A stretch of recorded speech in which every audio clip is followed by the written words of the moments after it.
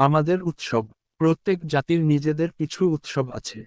উৎসব পালন উৎসব মানে আনন্দ অনুষ্ঠান করা হয় জাঁকজমকের সাথে। কোনো কোনো উৎসব দেশকে ভালোবেসে পালন করা হয়। কোনো কোনো উৎসব পরিবারের লোকজন পালন করে। কিছু উৎসব বিশেষ বিশেষ ধর্মের মানুষ পালন করে। আবার অঞ্চলভেদেও নানা রকম উৎসব দেখা যায়। একলা বৈশাখ বাংলা বছরের প্রথম দিন। এই দিন নতুন বছরকে বরণ করে নেওয়া হয়। এই উৎসবকে বলে নববর্ষ। নববর্ষে গ্রামে ও শহরে বৈশাখী মেলা বসে। মেলায় মাটির হাঁড়ি, হাতি, ঘোড়া, কাঠের পুতুল বিক্রি হয়। বিক্রি হয় মুড়ি, মুরকি, খই, বাতাসা। এদিন অনেক জায়গায় শোভাযাত্রা বের হয়। নতুন বছরকে বরণ করে নিতে পার্বত্য অঞ্চলেও উৎসব হয়। ওখানে এই উৎসবকে বৈশাখী বলে। উৎসবে বিভিন্ন জাতিগোষ্ঠী বিভিন্ন রকম রীতি পালন করে থাকে।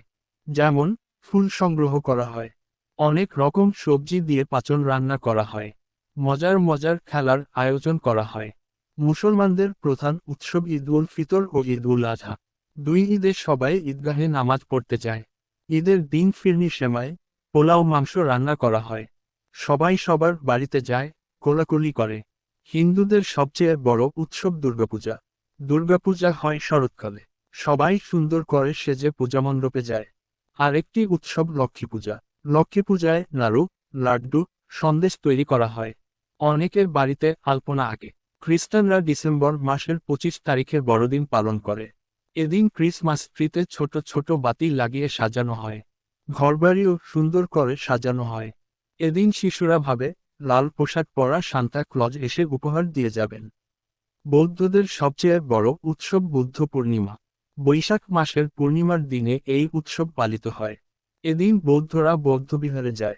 ফুল ও রঙিন কাগজ দিয়ে বৌদ্ধবিহার সাজায়। সন্ধ্যায় বিভিন্ন রঙের প্রদীপ জ্বালায়। এছাড়া কিছু উৎসব পারিবারিক, কিছু উৎসব সামাজিক।